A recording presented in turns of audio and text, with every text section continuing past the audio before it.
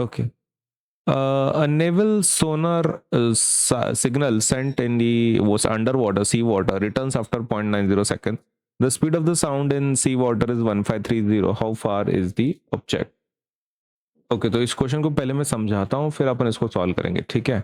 देखो हो क्या रहा है यहाँ पे, एक नेवल सोनार मशीन है राइट, और सी वाटर पे रिटर्न्स मतलब 0.90 के बाद इनटू सी वाटर, ठीक है।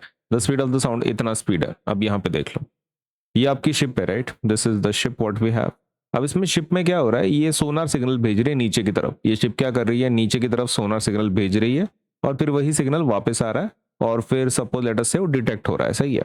अभी ये टोटल टाइम है, टोटल टाइम 0.90 मतलब जाके आने का टाइम, जाने का टाइम और आने का टाइम सपोज ये मिला के कितना है 0.90, ठीक है, जाने का और आने का टाइम। तो वो पूछ रहे हैं कि ऑब्जेक्ट कितने दूरी पर है। तो यहां से लेके ये शिप से लेके ये ऑब्जेक्ट तक कितना दूरी है ये चाहिए, मतलब ये आपका ऑब्जेक्ट ये आपका शिप, इन दोनों में डिस्टेंस कितना है ये निकालना है अपने।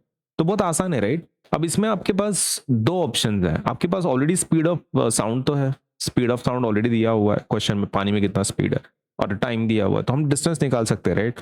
ओके तो इसमें ना दो ऑप्शन है आपके पास, मैं आपको ऑप्शन बताता हूँ। ऑप्शन वन, ऑप्शन वन,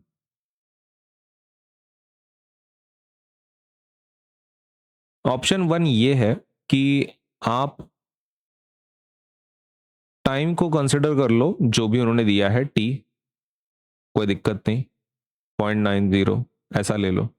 और जो आपका ये है क्या बोल सकते हैं डिस्टेंस जिसको आपको कैलकुलेट करना है, आप उसको 2s पकड़ लो। कितना पकड़ लो, 2s पकड़ लो। एस तो मतलब समझ में आता है राइट, 2s क्यों, 2s का मतलब क्या है, 2s का मतलब होता है कि जाके आने का, आने का और जाने का, आने का एस, जाने का एस और आने का एस, ऐसा 2s प्लस एस कितना होगा 2s। जाने के लिए सिग्नल कितना लगेगा एस और आने के लिए कितना लगेगा एस, एस और एस कितना होगा 2s। तो 2s डिस्टेंस ले रहे हैं, that is option one. Option two जो है, ऑप्शन टू जो है, यहां पे आप क्या कर सकते हो, आपका जो टाइम है ना, instead of taking as it is आप टाइम को आधा कर दो, टाइम को क्या कर दो आधा कर दो, तो 0.90/2। ये समझ में आया, मतलब आपके पास एक तो ऐसे ऑप्शन है, आप टाइम को क्या करो टी रखो, टाइम को क्या करो टी रखो, और जो डिस्टेंस है उसको आप 2s रखो, ठीक है। और इधर एक काम कर सकते हो आप, टाइम को आप रख लो टी, सॉरी t/2, और डिस्टेंस को आप रख लो s। मतलब दो ऑप्शन है, ये समझ में आया। एक तो टाइम को तुम t रखो, डिस्टेंस को 2s रखो, this is your first option. Second option is आप टाइम को आधा कर लो और डिस्टेंस को s ही रखो। आंसर सेम ही आने वाला है दोनों में से, ठीक है। तो एक तो तुम जाते हुए और आते हुए जो टाइम मिला है उसको आधा कर लो, या फिर ये जो डिस्टेंस है आने का और जाने का उसको 2s पकड़ लो, दोनों में से एक, और आपका आंसर फिर भी सेम रहेगा, ठीक है। So let us right this, distance कितना लेना है अगर टाइम को हाफ कर दिया है तो, फिर आप डिस्टेंस s ले सकते हैं और उसको सॉल्व करने का कोशिश कर सकते हैं, ठीक है। ओके बाकी स्पीड ऑफ साउंड तो दोनों में सेम है 1530, दैट इज नॉट चेंज। यहां पर भी सेम सिचुएशन है, स्पीड इज 1530। अब यहां का फॉर्मूला देखो, यहां का फॉर्मूला देखो, यहां का फॉर्मूला क्या आएगा, that will be v is equals to, आपका जो स्पीड है that is v 1530 metre per second. यहां पर भी सेम सिचुएशन है, that is v, that is 1530 metre per second.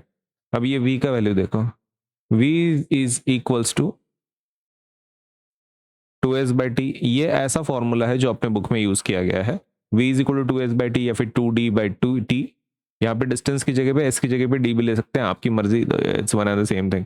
तो इसको आप ले लो या फिर आप t को हाफ कर लो, है ना, t को हाफ कर लो जैसे हमारा डिस्कशन में था।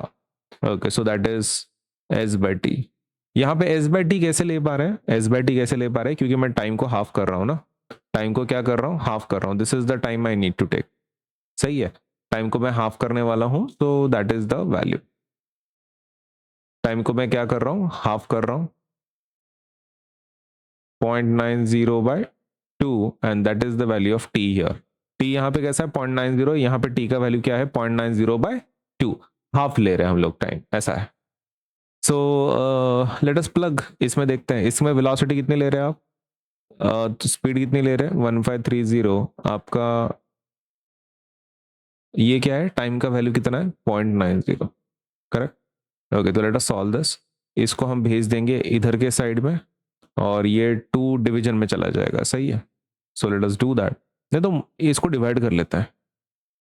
2 1 जा 2 कितने जा होगा 2.45 जा, राइट 45. अब ये 0.45 इधर जाएगा मल्टीप्लीकेशन में, तो that will bring 1530 into 0.45 is equal to S. Okay, multiply करना है दो नंबर्स को. कौन से 15. अभी देखो ये चीज, यहाँ पे एक 0 है और यहाँ पे एक डेसिमल प्लेस है, राइट. ओके, तो क्या हम उसको कट कर सकते हैं? Yes you can.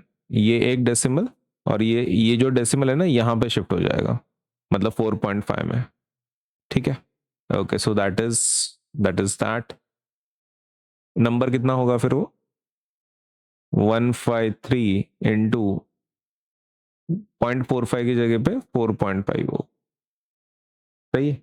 Now you multiply, आपका 153 एंड 45 मल्टीप्लाई करते हैं, फिर आंसर उसको लिख लेंगे पॉइंट पे. 5 3 15, 1 carry, 5 5 25 plus 1 26, 5 1 5 5 plus 2 7, 4 3 12, 1 carry, 4 5 20 21, 1 2 carry, 4 1 4 plus 2 6, 5 6 plus 2 8 7 plus 1 8 6 8 8 5 और एक डेसिमल, तो 688.5. ये मल्टीप्लिकेशन कैसे करना है वो आपके ऊपर है गाइस. ऐसा नहीं है कि आपने यही मेथड यूज करना है, आपके ऊपर है. आप ऐसा भी कर सकते हो कि दोनों नंबर को डायरेक्टली मल्टीप्लाई करके फिर डेसिमल का आप ध्यान में रख सकते हो. ये भी कर सकते हो कि 0.90 तुम इधर लेके गए, 2 इधर लेकर आ गए, वो आपकी मर्जी. आप उसको कैसे करना है वो आपकी मर्जी. आंसर लेकिन लास्ट में वही आता है 688.5. रही बात इस चीज की कि क्या सेकंड ऑप्शन में सेम आंसर आता है. ओके, तो let us calculate that. v का वैल्यू कितना बोला है 1530 और आपका डिस्टेंस कितना है, डिस्टेंस आपका s है, करेक्ट. और t का वैल्यू कितना है, दैट इज 0.90/2. यही है ना टाइम 0.90/2. अब यहाँ पे जरा ध्यान से देखो, क्या ये 2 ऊपर जाएगा क्योंकि डिवीजन में है. हाँ, तो ऊपर जाएगा वो. इट विल बिकम 1530, ऊपर जा रहा है राइट 2s और नीचे 0.96. करेक्ट है? Is this correct? चेक करो. यही सिचुएशन है ना, आपका जो 2 है वो डिवीजन में, ऊपर जाके क्या होगा मल्टीप्लिकेशन में चला जाएगा, तो मल्टीप्लाई में लिखा ना 2 into s. अब क्या ये सेम है इसके जैसा 1530 is equal to 2 into s divided by 0.90, same है right. Now as it is the same thing, हमारा आंसर क्या आएगा फिर? यही आएगा ना, कैलकुलेट करने की जरूरत नहीं है बिकॉज अपने को पता है कि इसका आंसर क्या आता है. तो that will be 688.5 metres is equals to s. तो इसलिए मैं क्या बोल रहा हूं, आप सपोज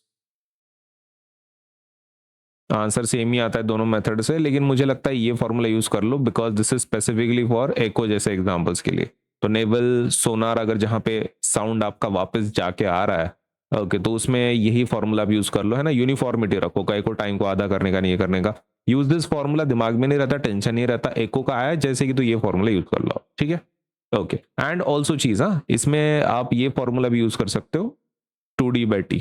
अच्छा ठीक है, कुछ बुक्स में कैसा लिखे वाला रहता है ना, s की जगह पे डिस्टेंस की जगह पे d लिखा वाला रहता है, d is equal to distance. But generally कैसा रहता है ना, फिजिक्स में डिस्टेंस के लिए हम लोग ऐसे इस्तेमाल करते हैं, तो बेटर कि आप 2s/2 यूज करें. लेकिन अगर आपको ये प्रेफरेबल लगता है 2d/2, आप वो यूज कर लो. It's one and the same thing, खाली अल्फाबेट तो चेंज कर रहे हैं राइट, फॉर्मूला तो सेम ही है. तो दिस इज आवर आंसर. तो ये अवॉइड ही करो ऑप्शन 2 जिसमें आप टाइम को आधा कर रहे हो. Better you go with this formula, है ना. टेंशन नहीं, कुछ नहीं, आपको ध्यान रखने की जरूरत नहीं लास्ट में कि टाइम में आपको आधा करना है बोल के. सो यूज दिस ऑप्शन 1.